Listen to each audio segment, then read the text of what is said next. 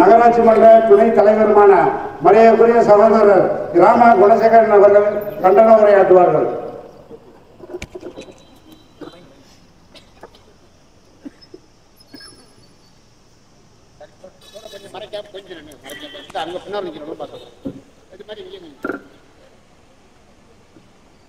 வக்ஃப்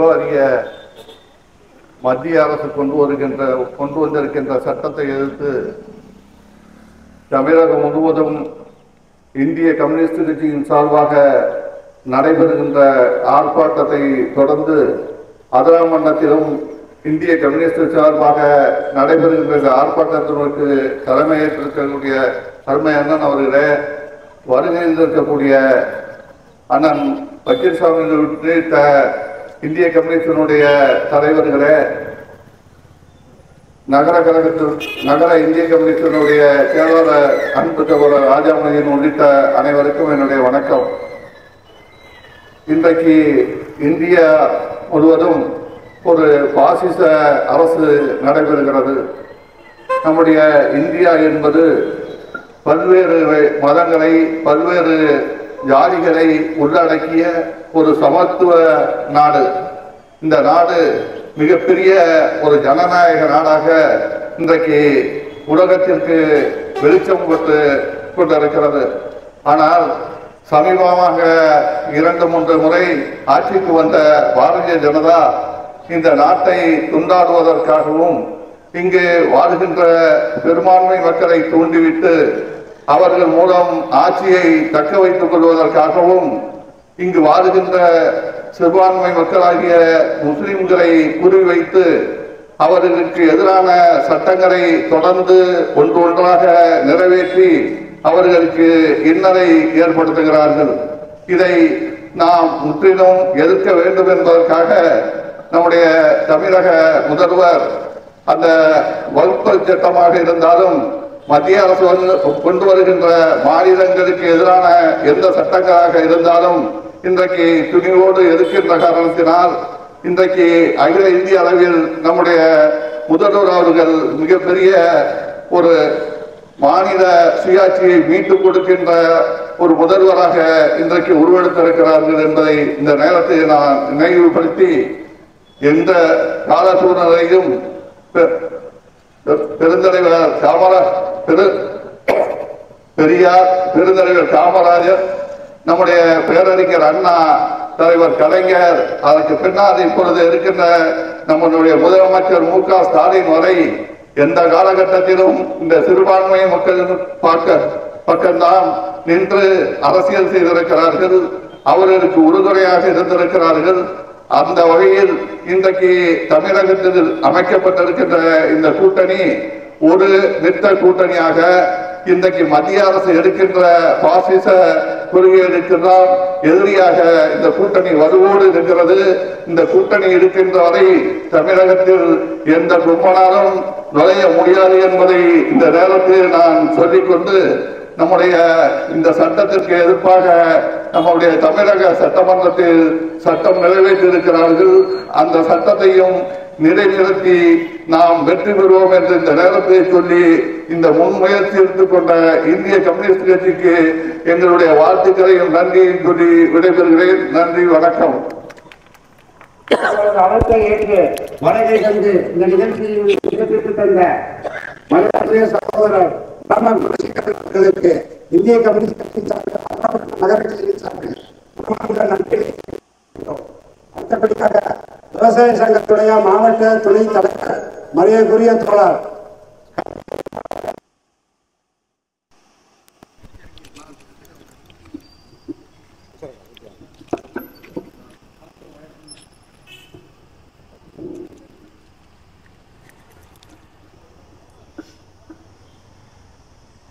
இஸ்லாமியர்களுக்கு எதிராக நாடாளுமன்றத்திலே கொண்டு வந்த மசோதாவை திரும்ப பெற வேண்டும் என இந்தியா முழுவதும் இந்திய கம்யூனிஸ்ட் கட்சி நடத்துகின்ற இந்த கட்டட ஆர்ப்பாட்டத்தில் ஒரு பகுதியாக அதிராமண்டலத்தில் நடத்தி கொண்டிருக்கின்றோம்.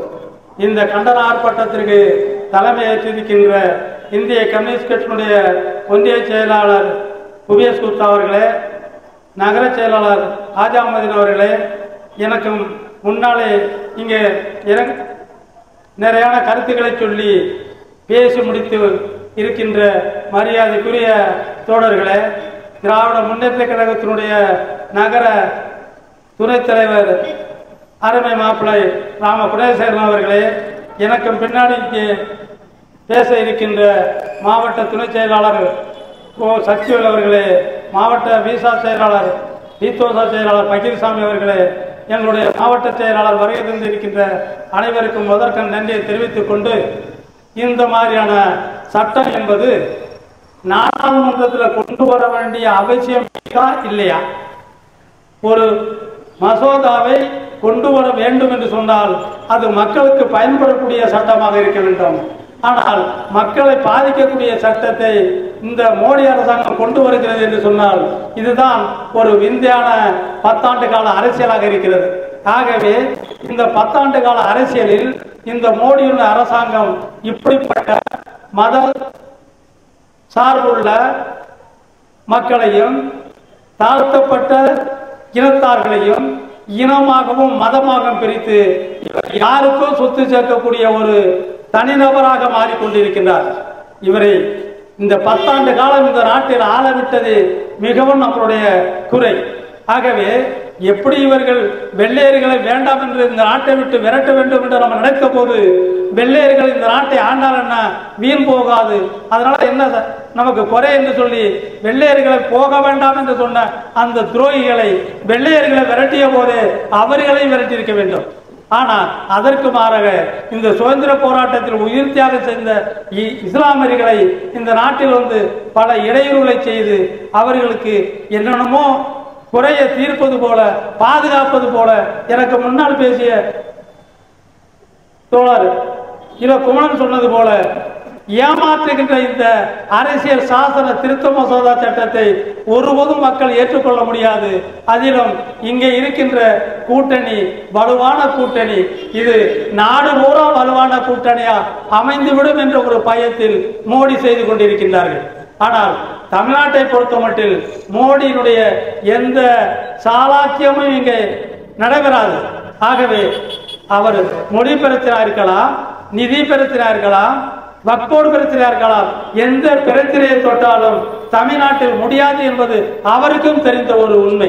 ஆகவே இது போன்ற காரியங்களில் நாமெல்லாம் ஒன்று சேர்ந்து நின்று இந்த மாதிரியான திட்டங்களை தவறான மசோதாக்களை கொண்டு வருற போது நாம் கடுமையாக எதிர்க்க வேண்டும். அதிலும் அதிராம்பட்டினத்தை பொறுத்த மட்டில் அதிராம்பட்டினத்தில் உள்ள இஸ்லாமியர்களும் மற்ற இந்துக்களும் ஒரு அண்ணன் தம்பியை போல வாழ்ந்து கொண்டிருக்கின்றோம்.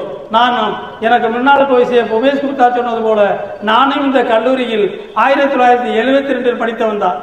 ஆக இங்கே உள்ள இஸ்லாமியர்கள் அன்று என்னுடன் படித்தவர்கள் இன்று வரை நாங்கள் உடன் பிறந்த சகோதரர்கள் போற எங்க வீட்டு நிகழ்ச்சிக்கு அவங்க வருவதும் அவங்க வீட்டுக்கு நிகழ்ச்சிக்கு நாங்கள் வருவதும் அந்த முரண்பாடு இல்லாத உடன்பாடு வளர்ந்து கொண்டிருக்கிறது. இது போன்ற காரியங்களை வளர்ந்து கொண்டிருக்கிற தமிழ்நாட்டில் அதிராம்பட்டினத்தில் மட்டுமல்ல தமிழ்நாட்டிலும் இந்தியாவிலும் இது மேலும் மேலும் சிறக்க வேண்டும். இதற்கு நாம் பாடுபட வேண்டும், இதை நிலைநாட்ட வேண்டும், இதற்கு நாம் எல்லாம் ஒற்றுமையாக பாடுபட வேண்டும் என காலம் கருதி எனக்கு வாய்ப்பளித்த தலைமைக்கு நன்றி கூறி முடித்துக் கொள்கின்றேன். நன்றி, வணக்கம்.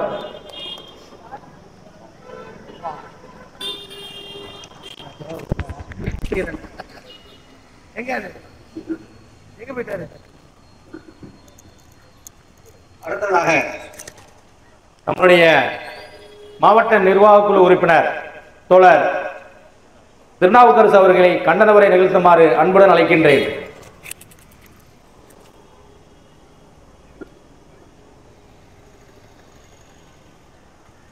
வக்பாரிய சட்ட எதிர்ப்பு போராட்டத்தை இன்றைக்கு தமிழ்நாடு முழுவதும் இந்திய கம்யூனிஸ்ட் கட்சி நடத்தி கொண்டிருக்கிறது. தஞ்சை மாவட்டத்தில் தஞ்சாவூரிலும் அதிராம்பட்டினத்தில் நடைபெற்றுக் கொண்டிருக்கிற இந்த போராட்டத்திற்கு தலைமையேற்றிருக்கிற பட்டுக்கோட்டை ஒன்றிய செயலாளர் அன்பிற்கினிய தோழர் பூபேஷ் குப்தா அவர்களே, அதிராம்பட்டினம் நகர செயலாளர் மரியாதைக்குரிய தோழர் ராஜா மொய்தீன் அவர்களே, எனக்கு முன்னால் இங்கே பேசி சென்றிருக்கிற தமிழ்நாடு ஒடுக்கப்பட்டோர் வாழ்வுரிமை சங்கத்தினுடைய மாவட்ட செயலாளர் அன்பு தோழர் குமணன் அவர்களே, விவசாயிகள் சங்கத்தினுடைய மாவட்ட துணை செயலாளர் தோழர் ஜெயராஜ் அவர்களே, மாவட்ட நிர்வாக குழு உறுப்பினர் அருமை தோழர் கலியபுரம் அவர்களே, எனக்கு பின்னால் கண்டன உரை நிகழ்த்த இருக்கிற கட்சியின் மாவட்ட துணை செயலாளர் மரியாதைக்குரிய தோழர் சக்திவேல் அவர்களே, விவசாய தொழிலாளர் சங்கத்துடைய மாவட்ட செயலாளர் அருமை தோழர் பக்கீர்சாமி அவர்களே, இங்கே நம்முடைய அழைப்பை ஏற்று வருகை தந்து சிறப்புரையாற்றி அமர்ந்திருக்கிற திராவிட முன்னேற்ற கழகத்தினுடைய தலைவர் அவர்களே, மற்றும் இங்கே பங்கேற்றிருக்கிற இந்திய கம்யூனிஸ்ட் கட்சியின் ஒன்றிய செயலாளர்கள் சேதுவாசத்திரம் தட்சிணாமூர்த்தி அவர்களே, சிறுவோணம் பாலராஜ் அவர்களே, மற்றும் வருகையிருந்திருக்கிற தோழர்களே, அதிராம்பட்டினம் நகரத்தினுடைய வர்த்தக பெருமக்களே, உங்கள் அனைவருக்கும் இந்திய கம்யூனிஸ்ட் கட்சியின் சார்பில் இஞ்சார்ந்த வாழ்த்துக்களை வணக்கத்தை தெரிவித்துக் கொள்கிறேன். எனக்கு முன்னால் பேசிய தோழர்கள் சொன்னது போல இன்றைக்கு மத்திய அரசாங்கம், ஒன்றிய அரசாங்கம் கடந்த 10 ஆண்டுகளாக இந்தியாவில் பல்வேறு மக்களுக்கு எதிரான சட்டங்களையும் அதே போல நமது நாடு சுதந்திரம் பெற்று உருவாக்கிய பொதுத்துறைகளையும் தனியாரிடம் விட்டு கொண்டிருக்கிறது. அந்த வகையில் இந்த தினம் வக்பு திருச்ச சட்டத்தை நாடாளுமன்ற நிலைக்குழுவில் கடுமையாக எதிர்த்தும் அதே போல நாடாளுமன்றத்தில் எதிர்கட்சி உறுப்பினர்கள் கடுமையாக விவாதித்தும் அதையெல்லாம் கண்டுகொள்ளாமல் நள்ளிரவில் 2 மணிக்கு அந்த சட்டத்தை நிறைவேற்றியிருக்கிறது. எனவே இந்த மாதிரி மக்கள் விரோத சட்டங்களை இயற்றுவதன் மூலம் இன்றைக்கு நாட்டில் பெரிய ஒரு அவல நிலையை ஏற்படுத்திக் கொண்டிருக்கிறது. எனவே இந்த 10 ஆண்டுகளாக பாதிக்காத பகுதி மக்களே இல்லை. விவசாயிகள் அதே போல விவசாய தொழிலாளர்களுக்கு இந்த 100 நாள் வேலை திட்டத்தில் நிதியே ஒதுக்கப்படுவதில்லை. கடந்த வாரம் கூட தமிழ்நாடு விவசாய தொழிலாளர் சங்கத்தின் சார்பில் நாடு முழுவதும் போராட்டம் நடைபெற்றது. அதே போலத்தான் தொழிற்சங்கங்கள் போராடி பெற்ற 44 சட்டங்களை 4 சட்டங்களாக சுருக்கி இன்றைக்கு மத்திய அரசாங்கம் அடாவடித்தனத்தில் ஈடுபட்டிருக்கிற இந்த வேளையில் இந்த இஸ்லாமியர்களுக்கு எதிரான சட்டத்தை என்றைக்கும் அவர்களோடு பாதுகாப்பாக நிற்கின்ற இந்திய கம்யூனிஸ்ட் கட்சி நினைந்து ஒரு உறுதிமிக்க போராட்டத்தை எடுத்திருக்கிறது. அந்த வகையில் இன்றைக்கு நாடு முழுவதும் எதிர்ப்பு போராட்டம் நடைபெறுகிறது. இந்த அரசாங்கத்திற்கு எதிராக மக்களை திரட்டி அவர்களை நாட்டை விட்டு விரட்டும் வரை இந்திய கம்யூனிஸ்ட் கட்சி போராடும் என்று சொல்லி வாய்ப்புக்கு நன்றி சொல்லி முடிக்கிறேன். நன்றி, வணக்கம்.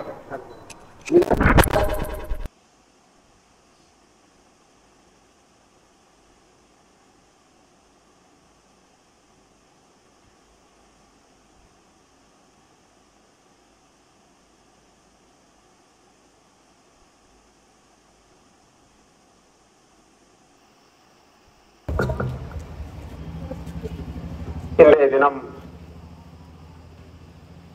தமிழ்நாடு முழுவதும் நடைபெறுகின்ற ஆர்ப்பாட்டத்தை ஒட்டி தஞ்சை மாவட்டத்தில் 2 இடங்களில் இந்திய கம்யூனிஸ்ட் கட்சி ஒரு கொடுமையான அடக்குமுறை சட்டத்தை எதிர்த்து ஆர்ப்பாட்டத்தை நடத்தி கொண்டிருக்கிறது. அதிராம்பட்டத்தில் நடைபெறுகின்ற ஆர்ப்பாட்டத்திற்கு தலைமையேற்றிருக்கக்கூடிய இந்திய கம்யூனிஸ்ட் கட்சியினுடைய ஒன்றிய செயலாளர் தோழர் கா. புபேஷ் குப்தா அவர்களே, அதே போல நகரத்தினுடைய செயலாளர் நகர்மன்ற உறுப்பினர் தோழர் ஆஜா மொய்தீன் அவர்களே, எனக்கு பின்னால் இங்கே விளக்க உரையாற்ற வருகின்றிருக்கக்கூடிய கட்சியினுடைய மாவட்ட துணை செயலாளர் தோழர் சக்திவேல் அவர்களே, நம்முடைய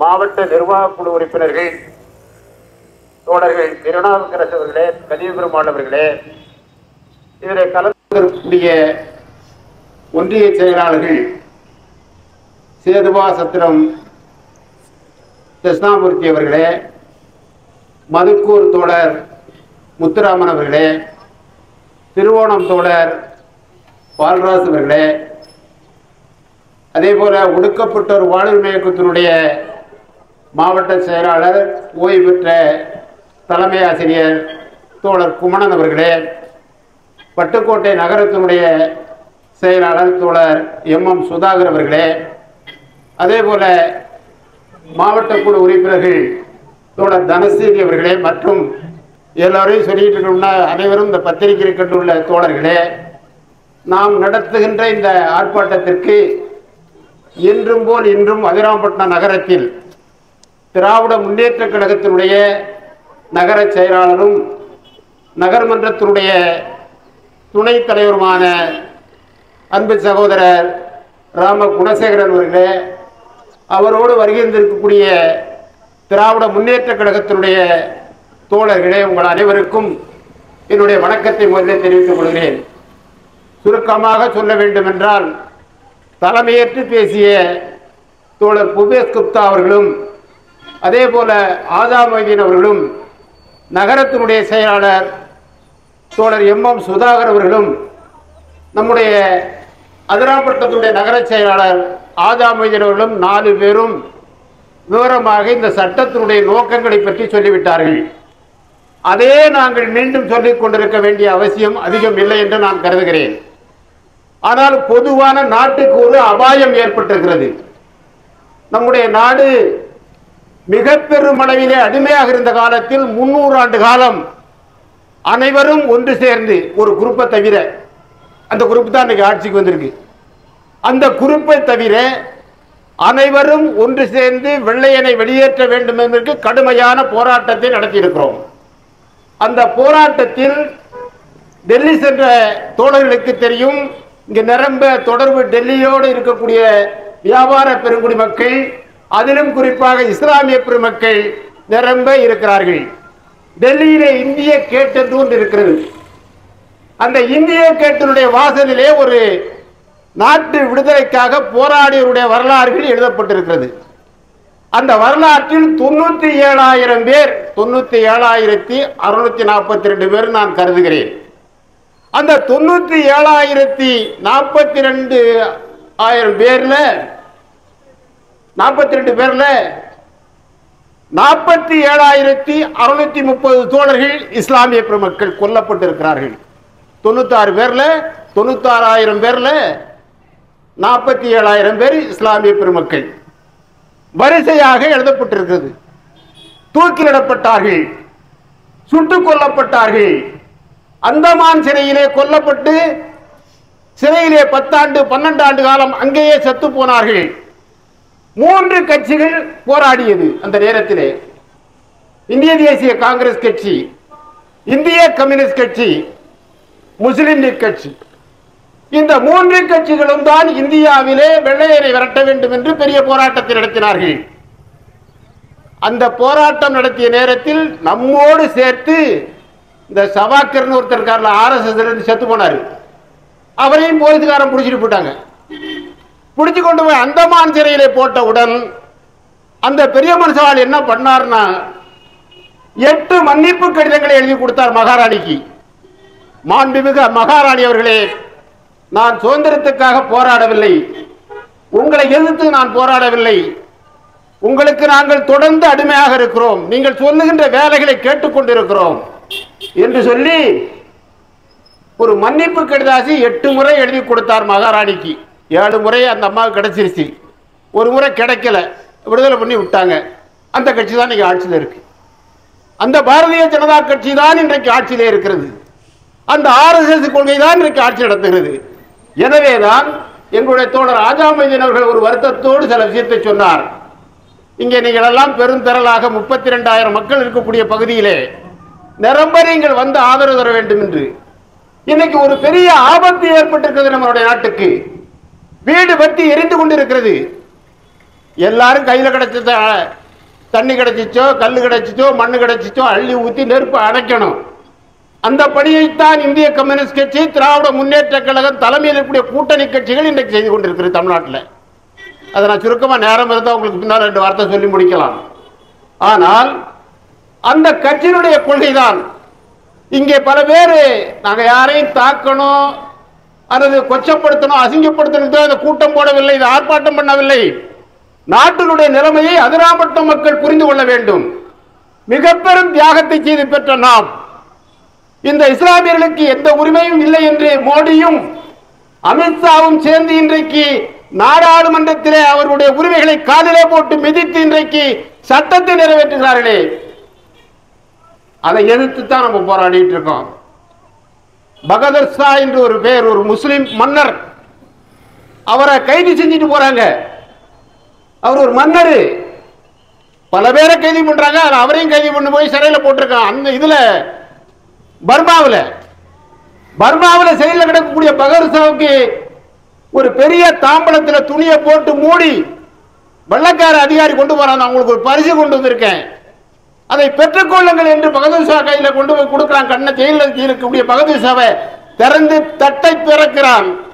அவருடைய மகன் தலைகள் 2ம் துண்டிக்கப்பட்டிருக்கின்றன, 2 தலைகளும் துண்டிக்கப்பட்டிருக்கின்றன.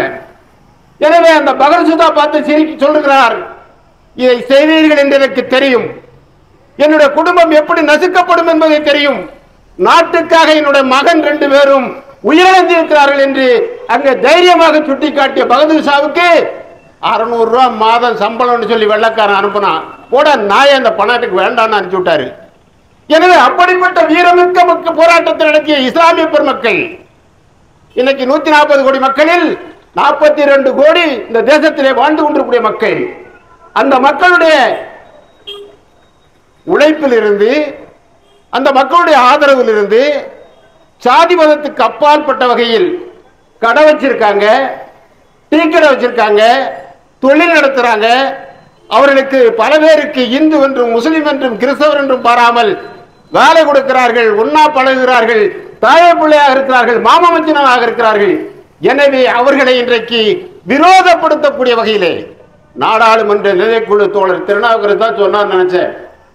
நாடாளுமன்ற நிலைக்குழுக்கு அனுப்புறாங்க, எல்லாம் ஒரு சடங்குகள், அதை செய்யணும்னு சொல்லி நம்முடைய அரசியல் சட்டம் உருவாக்கக்கூடிய உரிமை, அந்த உரிமையிலே நாடாளுமன்ற நிலைக்குழுவுக்கு அனுப்புறாங்க. எல்லாரும் கருத்து சொன்னாங்க, கேட்கல, கேட்டுக்கிட்டு அதை எதையுமே எடுத்துக்கல.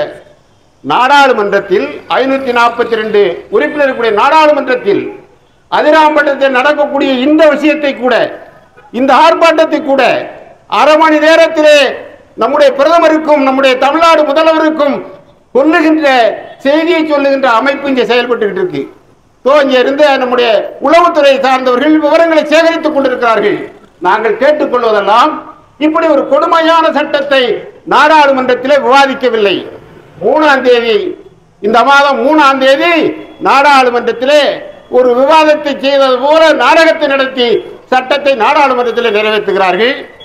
தோழர்கள் சொன்னதை போல, ஆஜாமதீன் சொன்னதை போல ஒரு 50-52 நாடாளுமன்ற உறுப்பினர் அதிகமாக இன்னைக்கு அமைச்சரவையில் இடம்பெற்றிருப்பார் என்று கட்சியின் சேர்ந்த செய்தி ஆதரவு கொடுத்தார்கள்.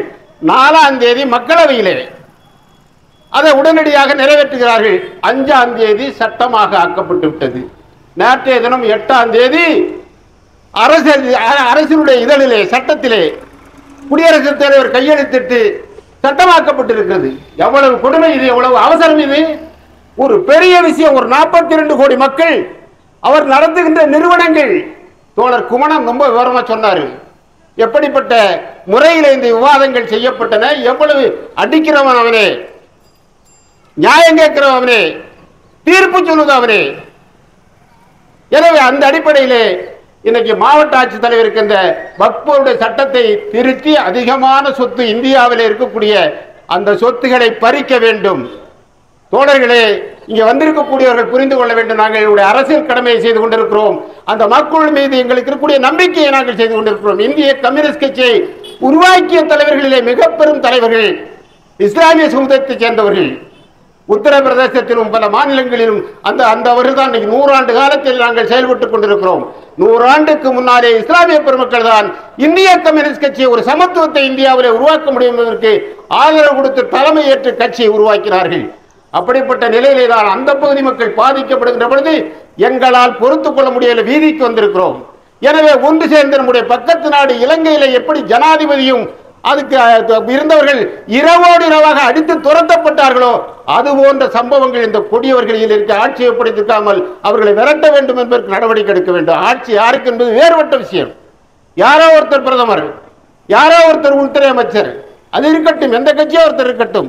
ஆனால் யாருக்காக செயல்படுகிறார்கள் என்பதை தெரிந்து கொண்டு இந்த வக்ஃப் போர்டு சட்டத்தை திரும்ப பெறுகின்ற வரை ஒன்று சேர்ந்து நாம் போராட வேண்டும். அதெல்லாம் திராவிட முன்னேற்ற கழகம் இன்னைக்கு வந்திருக்கு. அவங்க தான் தலைமையேற்று இப்போ தமிழ்நாட்டில் நடத்திட்டு இருக்காங்க. நான் அதையும் ஒரு 2 சுருக்கமாக பின்னால் சொல்லும்போது சொல்றேன். அந்த அடிப்படையிலே தான் இதை எப்படியும் அனுமதிக்க முடியாது. முன்னாடி பேசிய தோழர்கள் விவரமாக விளக்கமாக அதை சொல்லிவிட்டார்கள். மீண்டும் நாம் அந்த சட்டம் எப்படி வந்தது, யாருக்காக அந்த சட்டம் 7052 மாடி பம்பாய் நகரத்தில் 52 மாடியில வக்ஃப் போர்டு இடத்துல தான் கட்டியிருக்காரு மோடியினுடைய கூட்டாளி. மோடி போய் அங்க தங்குறது கட்டியிருக்காரு. நாங்க அப்படித்தான் சொல்றோம் இந்திய கம்யூனிஸ்ட் கட்சி. எனவே அந்த இதெல்லாம் அபகரித்துக் கொள்வதற்கு, அந்த மக்களுடைய சொத்துக்களை அபகரித்துக் கொள்வதற்கு இன்றைக்கு அந்த வக்ஃப் போர்டு சட்டம் வந்திருக்கிறது. திரும்ப பெற வேண்டும் என்று இந்த ஆர்ப்பாட்டத்தின் மூலமாக கேட்டுக்கொள்றோம். அதே போல நேற்றைய தினம் மிக மிக மகிழ்ச்சியான ஒரு தீர்ப்பு நமக்கு உச்சநீதிமன்றத்தில் வந்திருக்கிறது. நாம் தொடர்ந்து போராடி திராவிட முன்னேற்ற கழகத்தினுடைய தலைவர் தமிழ்நாடு முதலமைச்சர் அவர்கள் நாம் அனுப்பிய சட்டங்களை ஒரு RSS சேர்ந்த RN ரவி என்று சொல்லக்கூடிய ஒரு கவர்னர் காலிலே போட்டு மிதித்துக் கொண்டிருந்தார். 10 சட்டங்கள் தேக்கமடைந்திருந்தன. மக்களுடைய நல சட்டங்கள், கல்விக்கு, மருத்துவத்துக்கு, இப்படி 10 சட்டங்கள், 10 அனுப்பப்பட்ட ஏகமனதாக அனுப்பப்பட்ட தீர்மானங்கள் உச்சநீதிமன்றத்திலே தமிழ்நாடு அரசு கொண்டு வந்ததுதான் சரி, நாங்கள் ஏற்றுக்கொள்கிறோம். ரவி அவர்களுக்கு எந்த அதிகாரமும் கிடையாது. தமிழ்நாடு சட்டமன்றத்தில் நிறைவேற்றப்பட்ட தீர்மானங்கள் கண்ணை மூடிக்கொண்டு நிறைவேற்ற வேண்டுமே தவிர அங்கிருந்து நீ ஒரு அடியாளை போல செயல்படுவது தப்பு என்று உச்சநீதிமன்றத்தினுடைய நீதிபதிகள் கண்டனம் தெரிவித்திருக்கிறார். நேற்றைய தினம் நம்முடைய தமிழ்நாடு, நான் நேற்று சென்னையில் இருந்தோம், தமிழ்நாடு முதலமைச்சர் அவர்கள் சட்டமன்ற உறுப்பினர்களுக்கு நீங்கள் எல்லாம் பாடுபட்டதற்கு, இந்த கொள்கையை ஆதரித்து பாடுபட்டதற்கு அனைவருக்கும் நன்றி சொல்வதோடு உங்களுக்கு இனிப்பு வழங்குகிறேன் என்று நேற்றைய தினம் இனிப்பு வழங்கி மகிழ்ச்சியை தெரிவித்திருக்கிறார்கள். சட்டமன்றத்தில் அனைவரும் எழுந்து 2 கட்சியை தவிர, ஒன்று பாரதிய ஜனதா கட்சி, இன்னொன்று அனைத்து இந்திய அண்ணா திராவிட முன்னேற்ற கழக சட்டமன்ற உறுப்பினர்கள். இந்த 2 பேரை தவிர மற்றவர்கள் எல்லாம் இன்றைக்கு எந்திரிச்சு நின்று கைதட்டி இந்த சட்டத்தை வரவேற்றிருக்கிறார்கள். நேற்று முதல் நம்முடைய தமிழ்நாடு முதலமைச்சர் அவர்கள் பல்கலைக்கழகத்தினுடைய வேந்தர், அவரு கவர்னர் கதை விட்டுக்கிட்டு இருந்தார்ல, நான் தான் ஏன் வேந்தர், நான் தான் ஏன் கொம்பு முடிச்ச மனுஷன் சொன்னார்ல, போட அவன் கொம்பும் தெரியும் ஒண்ணு காரி தூப்பி இருக்கான் உச்ச நீதிபதி. எனவேதான் அவருக்கு சூடு சொரணைகள் இருக்குமானால் இந்நேரம் ராஜினாமா பெற்று போயிருக்கணும். கவர்னரை ராஜினாமா பெற்று RSS போய் வேலை செய்யணும். ஆனால் நேற்றைய தினம் ஒரு சரியான தீர்ப்பை இந்திய நாட்டினுடைய உச்ச நீதிமன்றம் வழங்கியிருக்கிறது. இந்தியாவுக்கே வழிகாட்டியாக தமிழ்நாடு இன்றைக்கு செயல்பட்டு இருக்கிறது என்பதை இந்தியாவில் இருக்கக்கூடிய தமிழ் அனைத்து மாநில முதல்வர்களும் இன்னைக்கு மகிழ்ச்சி தெரிவித்துக் கொண்டிருக்கிறார்கள். உள்ள புழுங்கிட்டு இருக்கா பல பேர், வெளியே சொல்ல முடியலை என்று சொல்லி இன்னைக்கு உரிமைகளை மீட்டுக் கொடுத்திருக்கிறார்கள். எனவே இப்படிப்பட்ட சூழ்நிலையிலே தான் இது வக்ஃபுடைய இளங்கலை மட்டும் புடுங்குவதல்ல, தமிழ்நாட்டிலே இந்து கோயில் என்று சொல்லிக் கொண்டிருக்கிறார்களே, ஒரு 5 லட்சம் ஏக்கரா இருக்கு, 4,68,000 ஏக்கரா நிலம் இருக்கு தமிழ்நாட்டில். அதை உழுந்துகிட்டு இந்த கூட்டம் கேட்குது. நேற்று கேட்டுச்சு, உங்களுக்கு தெரியுமா தெரியல பல பேருக்கு. எங்க கிட்ட ஒப்படைங்க, இந்த அமைகிட்ட ஒப்படைங்க, குடியிருப்பவருடைய நாங்க அவன்கிட்ட பணம் வசூல் பண்றோம், உழுறவர்கிட்ட நாங்க நிலம் வச்சிருக்கோம் நாங்க பணத்தை வசூல் பண்றோம், எங்கிட்ட நிலத்தை ஒப்படைங்கன்னு இந்த அமைப்பு RSS அமைப்புகள் கேட்டுக்கொண்டிருக்கிறார்கள். போடா உன்னை தெரியிட்டாரு தமிழ்நாடு முதலமைச்சர். அது அவங்க தான் வச்சிருப்பாங்க. அவங்கள்ட்ட வசூல் பண்றதும், கூட வசூல் பண்றதும், குறைச்சு வசூல் பண்றதும், பட்டா கொடுப்பதும் கொடுக்காமல் இருப்பதும் என்னுடைய வேலை. நான் ஒரு அரசு மக்களால் தேர்வு செய்யப்பட்ட அரசினுடைய முதலமைச்சர், நான் பாத்துக்கிறேன் போவன தெரியிட்டாரு. இந்த குருமூர்த்தியாவன ஒருத்தர் இருக்காரு, குருமூர்த்தியாவே இதான் துக்குளுக்கு குருமூர்த்தி, அந்த பொறுக்கி சொல்லுது எங்கிட்ட ஒப்படைங்க. ஏன் நீ அடியாள்கிட்ட கொடுப்ப? அதிராமண்டத்துல இந்த என்ன குட்டை, சக்கரை குட்டையா? சக்கரை குட்டாது. இந்த குளம் என்ன, எங்க ஆபீஸுக்கு பின்னாடி இருக்க குளம் என்ன? இந்த 2 குளத்துக்கும் சொந்தமான இடத்த இங்க சிவன் கோயிலுக்கு பட்டா போட்டிருக்காங்க. 300 வருஷமா குடியிருந்துகிட்டு இருக்கான் ஒருத்தனும், 200 வருஷமா குடியிருந்துகிட்டு இருக்கான். காடு மாடா கிடந்ததை சீரு பண்ணி நிலத்தை அவன் வீடு கட்டிட்டு குடியிருக்கான். செவங்கோயிலுக்கு எப்படிங்க பட்டா போச்சு? மனுஷன் தான் ஆர்ஐயை பார்க்கணும், விஓ பார்க்கணும், தாசில்தாரை பார்க்கணும், கலெக்டரை பார்க்கணும், பட்டா கேட்கணும். சாமி எந்த சாமி கோயில் போய் சாமி பட்டா கேட்டு அவங்க பேர்ல எப்படி பட்டா போட்டுக்கிட்டு நீ பணம் வசூல் பண்ண வர்ற? நடக்கவே நடக்காது, விட மாட்டோம். இந்திய கம்யூனிஸ்ட் கட்சி விட மாட்டோம். அவன் உழைச்சான், பாடுபட்டான், காடு மேடை கடந்த சமப்படுத்தினான். நாங்க கேட்டுக்கிறோம், தமிழ்நாடு சந்தித்து கேட்டிருக்கோம், தமிழ்நாடு முதலமைச்சரை சந்திச்சு கேட்டிருக்கோம். 5 சென்ட் 7 சென்ட் கேரளாவை போல, ஆந்திராவை போல, கர்நாடகாவை போல நீங்க பட்டா கொடுங்க. அவங்களுக்கு குடியிருக்க அந்த உழுதுட்டு இருக்க நிலம் வச்சிருக்க 5 ஏக்கர் 4 ஏக்கர் வச்சிருக்க அவர் உரிமை வழங்குங்க. நாங்களும் நீங்களும் அரசும் கோயிலும் நேரடியாக வச்சுக்குவோம். யாரு குறுக்க ஒரு ஆளு தரவு பண்றதுக்கு ஆளு என்று சொல்லி நேற்று கேட்டிருக்கோம். எனவேதான் இன்றைக்கு எந்த நிலத்தையும் கொடுத்துட்டு இருக்கிறாங்க. ஒரு 5 லட்சம் ஏக்கர் நிலத்தை, இந்துக்களுக்கு இருக்கக்கூடிய நிலத்தை ஒரு 7-8 நபர்கள் தமிழ்நாட்டில் எடுத்துக்கலான்னு பாக்குறாங்க. வேதாரண்யம் கோயிலுக்கு 3000 ஏக்கர் இருக்கு. ஒரு பெரிய மனுஷன் தான் வச்சுக்கிட்டு இருந்தாரு. இப்ப எல்லாம் சொல்லிட்டாங்க ஒரு 18-19 கிராமம் இது எங்களுக்கு சொந்தம்ட்டாங்க. மூப்பனார் யாரும் சொன்னா ஓட்டு போட்டது. மூப்பனார் 300 ஏக்கர் வச்சிருக்காரு. அவர் 4000 ஏக்கர், அதுக்கு மேல ஒரு 300 ஏக்கர் கோயில் நிலத்தை கட்டி வச்சிருக்காரு. அதை நாங்க உள்ளூருக்கு கொடுங்கன்னு கேட்டுக்கிட்டு இருக்கோம். இப்படி பல்வேறு விஷயங்கள் இருக்கு. அந்த அடிப்படையிலே இந்த ஆர்ப்பாட்டத்திலே என்ன சொல்ல Subscribe to Creativity channel, like, share and comment, and click on the notification bell so that you'll be notified every time we post a new video.